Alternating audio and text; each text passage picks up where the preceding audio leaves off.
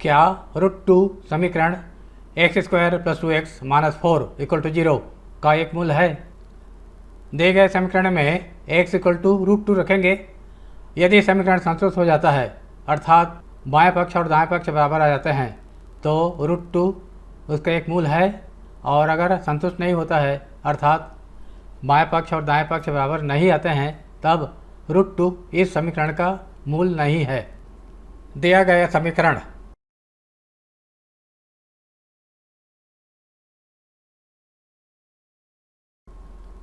x² + 2x - 4 = 0।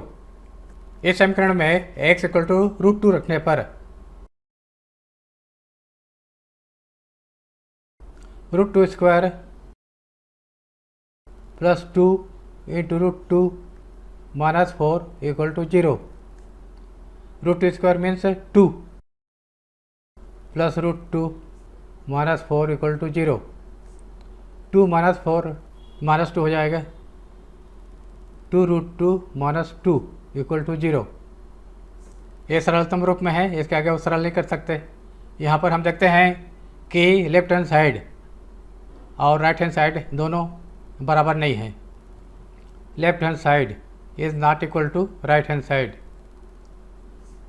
Therefore इसलिए √2 दिए गए समीकरण का मूल नहीं है।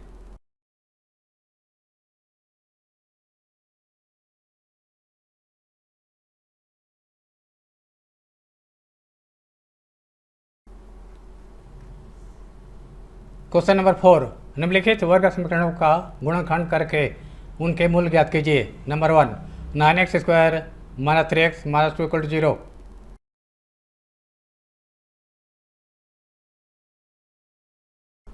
सबसे पहले हम x सूत्रक के गुणांक 9 और अचर पद -2 का गुणनफल ज्ञात करेंगे। 9 × -2 = -18।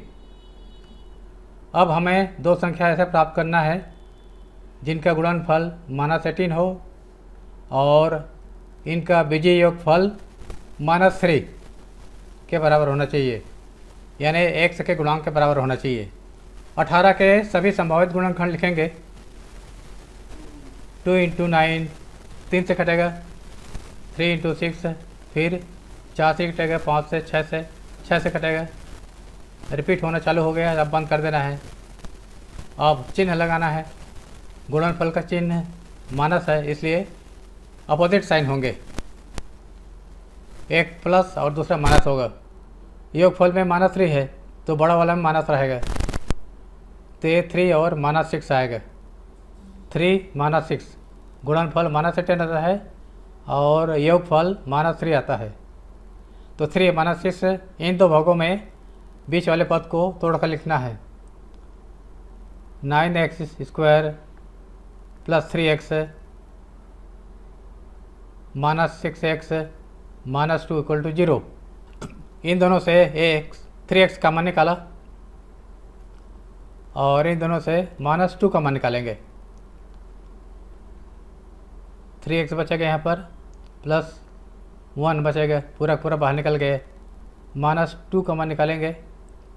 3x और माइनस कॉमन निकला है तो इसका चिन्ह बदल जाएगा, +2 से 2 को भाग देने पर 1 = 0। 3x + 1 दोनों में से फिर कॉमन निकाला, यहाँ 3x बचा, यहाँ -2। दो संख्याओं का गुणनफल शून्य होना तभी संभव है जब उनमें से कोई भी एक शून्य हो, या तो पहला शून्य हो या दूसरा गुणनखंड शून्य हो या दोनों शून्य हो। जब पहला गुणनखंड 3x + 1 = 0 तो 3x = -1, x = -1/3। और जब दूसरा गुणनखंड 0 है तो 3x - 2, 3x = 2, x = 2/3। x के दो मान आए, ये दोनों मान इसके मूल हैं। उत्तर मूल दिए गए समीकरण के मूल हैं x = -1/3 और x = 2/3। Number 2, 4x square plus 5x equal to 0।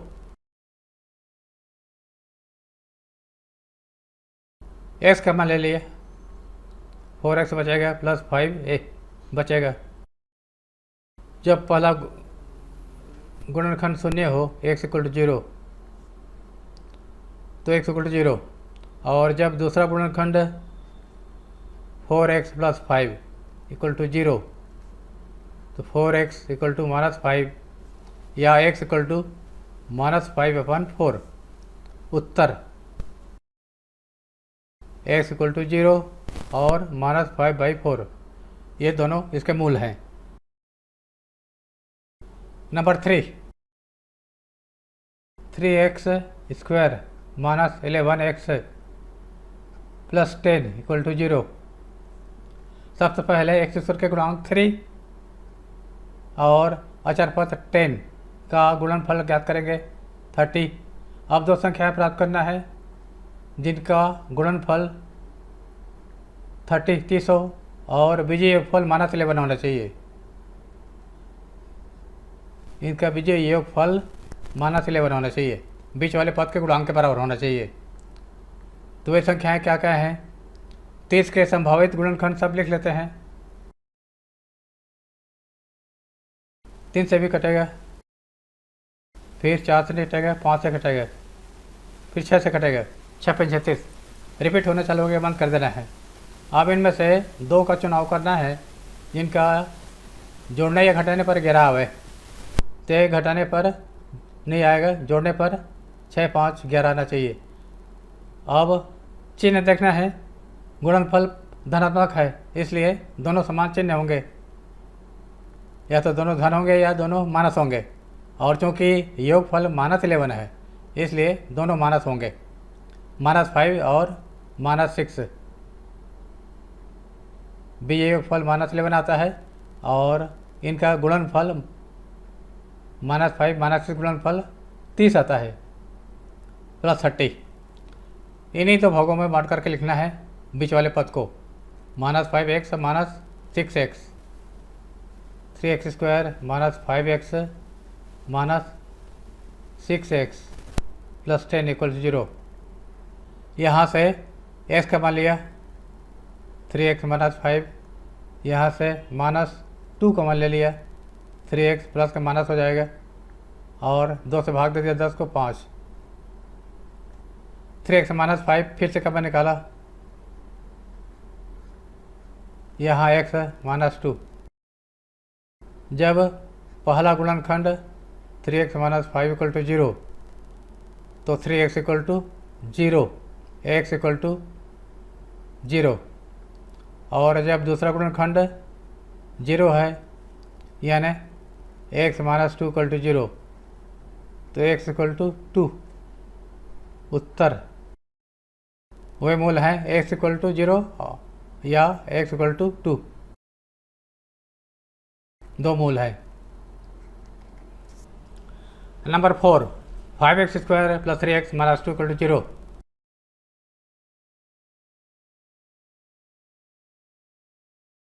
पहले x का गुणांक 5 और अचर पद -2 का गुणनफल ज्ञात करेंगे।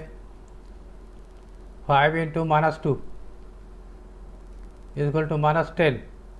अब दो संख्याएं प्राप्त करना है, इनको गुणा करने पर मिलना चाहिए -10 और बीजीय योगफल आना चाहिए +3। वह संख्याएं क्या हैं? 5 और -2 हैं, 5 और -2 गुणा करने पर -10 और बीजीय योगफल ज्ञात करने पर +3। इन्हीं दो भागों में बांट कर लिखना है बीच वाले पद को। 5x square plus 5x -2x -2 equal to 0। इन दोनों से 5x का मान निकाला, x प्लस 1 बचेगा। इन दोनों से -2 का मान निकाला, x प्लस 1, फिर x प्लस 1 का मान निकाला, 5x -2 बचेगा। जब x प्लस 1 इक्वल टू 0, पहला गुणनखंड 0 है तो x का मान -1 आएगा पक्षांतर करने पर, और जब दूसरा गुणनखंड 0 है।